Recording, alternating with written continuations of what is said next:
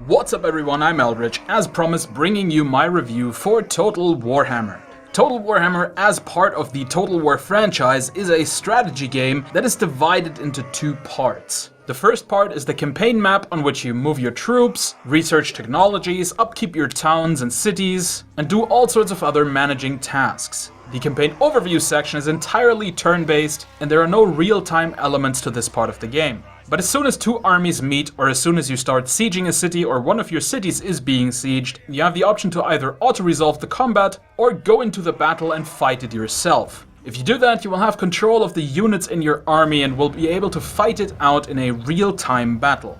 So far, the Total War franchise has always been historical, with periods such as the Classical Era, the Medieval Era, the Dark Ages, the Migration Period, and the 18th century being covered. Total Warhammer takes the franchise into the fantasy world of Warhammer Fantasy Battles by Games Workshop. This greatly impacts visuals, feel, sound, but also gameplay as different races, giant monsters, flying monsters, and strange siege engine contraptions, as well as spellcasters, render the entire game very different. The campaign is the primary way of playing Total Warhammer. Each of the four playable races, that being the Empire, the Dwarfs, the Vampire Counts, and the Greenskins, have their own campaigns in which you can choose one of two predetermined legendary lords. This choice of a legendary lord impacts some of your starting units' capabilities, as well as the quests that you are being issued. In a standard campaign, through the power of diplomacy and conquest, you have to defeat two of the other three races. I've not personally finished the campaign because I've been trying around a little bit too much to get one done, but my educated estimate is that the campaign will at least take 20 hours and can last upwards of 40. This all depends on your ability as a Total War player, how many battles you are willing to skip by auto-resolving them, and on what difficulty you are going to play your campaign. With just the basic game, you are not able to conquer the entire map. There will be things that are off limits to you. However, there is already a mod release that you can get on Steam that will unlock the ability to conquer the entire map no matter what faction you play. Should you play a campaign with that mod, the time to complete a campaign will probably go up to 60 hours or more. And seeing how each of these races is so different, you can definitely play all four of them and still have different experiences playing the campaign. This means that just based on the campaign, there is a huge amount of potential entertainment you can get out of this game. While not technically multiplayer, I'm going to mention the custom battle option here. You can set up a custom battle against an AI enemy, or up to 4 AI enemies in total, and you can do this by yourself or add up to 3 additional AI armies to your side. And you can of course also do this in multiplayer, with up to 4 players on each side. And AI can be added in this mode as well, so if you want to play with your friends against AI, that is possible too. Now at this point I definitely have to praise Creative Assembly for the absolute crazy amount of maps that this game has. There are many different siege maps and land battle maps, and even the special locations from the quest battles from the campaign are in this mode.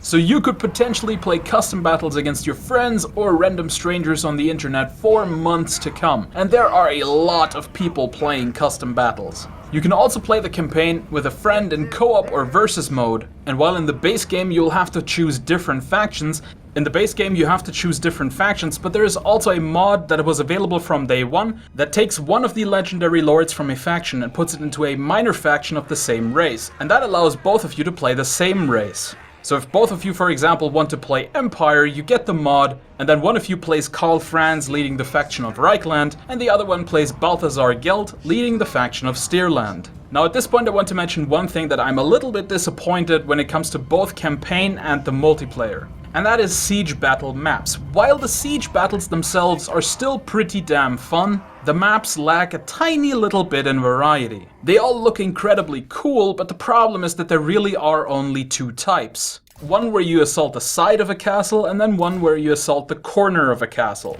But you never actually fight any battles where you have an entire enclosed city or castle to fight against. So there's no way to attack it from both sides, for example, which is something that is very much possible in most of the other Total War games. So I'm a little disappointed about that, but in the end the battles are still really fun, and I can kind of understand why they didn't do that, because of flying units. Flying units make sieges a little bit different. And if you had the option to attack the city from any side and you had a ton of flying units, you could just attack the city from all sides with your flying units and get in without a lot of opposition. One definite positive of Total Warhammer is the unit variety. The unit variety is absolutely insane. Due to all 4 of the factions being different races, they have entirely different unit setups. And each of them have upwards of 24 different units. This means that a lot of the knowledge that you might have from previous Total War games, whoop, out the window it goes, because there are so many units that really don't do what you expect them to do, that you definitely have to do a lot of relearning. As an example, in most classical or medieval Total War games, spearmen counter cavalry. But in this game, that's not entirely true. Spearmen are usually kind of a basic infantry unit, and some really heavy cavalry units, such as the Demigryph Knights, are just going to destroy a puny unit of spearmen. But at the same time, you don't really have to be worried too much about it if you've never played a Total War game, because the game does a very good job of keeping everything relatively simple. Now for me as a Total War veteran, this is a little bit disappointing because practically none of the units have active abilities. There are very few units that actually do, such as the gyrocopters of the dwarves that can manually drop bombs, but most other units have all of their abilities as passives that sort of automatically work. And if you've played a Total War game before, you will immediately notice that there's no different ammunition types for your ranged units, there's no shield walls or different formations, no commands or special abilities on any of your units except for your lords and heroes. The lords and heroes are the only ones that consistently have a bunch of abilities. Spellcasters will have a set of spells, lords will have personal abilities as well as battle shouts, and heroes sometimes also have their specific abilities. So there are still some tactical options, but a lot of it has come down to maneuvering and knowing what units to attack with what. But seeing how there are so many different units, I actually think that is not that big of a problem. It definitely makes the game a little bit less micro-intensive, but that really has very little impact on the overall strategy and tactics level. Now the one thing I and a lot of other people of course were concerned about is the AI. Because only a few years ago we had Total War Rome 2 and that was a bit of a mess, especially because the AI was just awful. Total War Attila definitely has a much better AI, both campaign and battle, but there are still a lot of things in Attila where the AI isn't all that amazing. And so I tested the AI as much as I could. And I will say that in some cases the AI is still a little bit stupid. This goes mostly for the battle AI. The campaign AI, in my opinion, really is fantastic and very much depends on the difficulty that you play at. If you go for a hard difficulty, the AI actually becomes smart. It doesn't necessarily start cheating all that much, it just really does a lot of more smarter moves, such as coming at you with 2 armies at a time, supporting each other, raiding and trying to catch you with your pants down. The battle AI, on the other hand, is a bit more of a mixed bag. Some of the battle AI is really good. When given a bunch of cavalry units, for example, the AI will try to flank you as much as possible.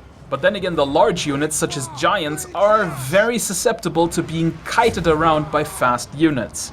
But beyond that, the battle AI does prioritize pretty consistently, and one thing about the AI that I will praise is that it very much tries to protect its ranged units. It absolutely understands how important archer and gunner units are, and so really always tries to have a melee unit with them in case cavalry comes to attack. The melee unit will go in and the archer units will pull back.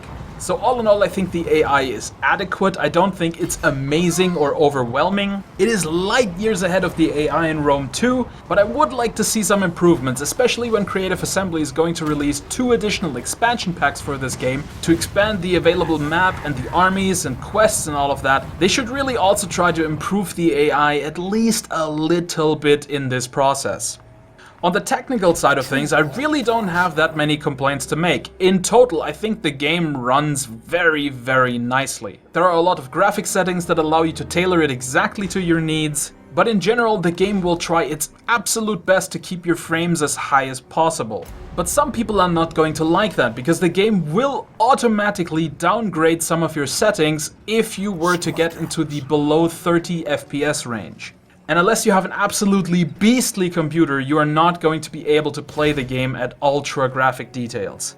Now, I have noticed some stuttering issues here and there, but they were mostly while I was recording stuff, and then that could also be an HDD issue, which is the next one I'm going to come to. This game requires a lot of writing speed on your hard drive, which means that if you're running any other programs in the background, there are going to be some very severe conflicts with the loading times. When you load into a battle and you have a program running in the background, like for example a recording program, and that program writes on the same disk that Total War is writing to, that loading time is going to be insanely long. And I'm talking a couple of minutes. I once tried to record it with Bandicam while it loaded into a game, and it took something like 8 minutes to get into the game. So absolutely make sure that if you are running this game off of an HDD, that nothing else is running in the background except Steam. And I would strongly recommend that if you have an SSD, put this game on the SSD, because otherwise you are still going to have rather significant loading times. Now, I'm personally not too bothered about this because I have an SSD and putting it on there isn't that big of a deal.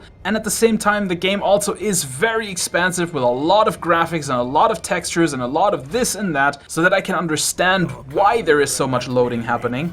But if you don't have an SSD, be prepared to sometimes have a loading screen upwards of a minute. At launch, there were also some people who had problems getting into the game with a multi-monitor setup. Now, I have a multi-monitor setup myself, and I didn't experience any problems. It launched just fine, and I've not had any complications of the sort. And I also couldn't really find any reasons for why people were having this problem. It didn't really seem like there were any solutions to it. So I'm not entirely sure what causes it, if people are just having the wrong resolution set for their monitors, or if they have the wrong refresh rate set and that somehow conflicts with the game. Just be aware that there's a small minority of people reporting this problem.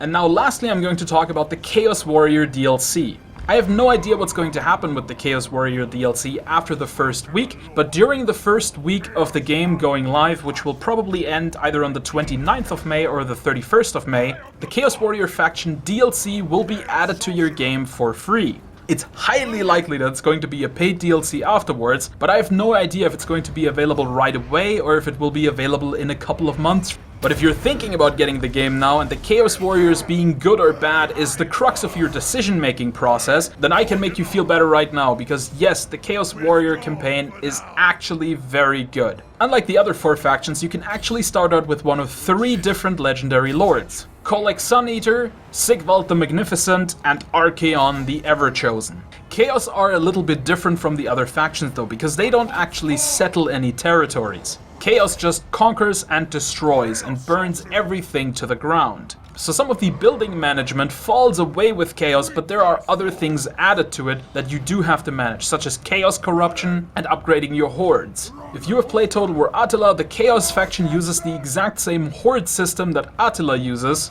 but it takes away the ability to actually settle down and become a regular faction. The Chaos Warriors, just like the other 4 factions, adds a good 20 to 40 hours of potential gameplay on top of everything else. And if you are trying to corrupt the entire map, then I'm sure you can get 60 or more hours out of the Chaos Warriors as well. The Chaos faction, of course, also comes with their own quest lines for the legendary lords, regular quests, choices, and all of that stuff that makes a Total War campaign great. The Chaos faction gets as well, and it's different from the other ones. So yes, the Chaos Warrior DLC gets my seal of approval, especially if you can still get it for free this week. If this was the only thing holding you back, go ahead and buy it, because the Chaos Warriors are great. When they are no longer available for free, I still think they are going to be a very, very worthwhile DLC, unless they cost any more than 15 euros. I think 15 euros is the top amount of money that I would pay for it, so if it's any more expensive than that, only if you really, really like Chaos. So in my humble opinion, Total Warhammer is the single best Total War game since Shogun 2. I barely have any problems with the game, and there is so much this game has to offer. There's so many cool things waiting. This game is even better than Attila, and don't get me wrong, I actually liked Attila, especially Age of Charlemagne, which in my opinion could have been a Total War game by itself. But Total Warhammer is even better than Age of Charlemagne. So if my opinion is worth anything to you, I absolutely recommend this game. And if you don't want to pick it up for 60 euros, even with the Chaos Warriors being free, then wait for the next Steam sale and definitely pick it up then. Because if you like the game, it's going to give you hundreds of hours of enjoyment. Alright guys, and that is everything I have to say about Total Warhammer for now. There's a lot more content to follow for this game because I enjoy it immensely. But until then, I've been the CloakingDonkey, and I'll see you in another video.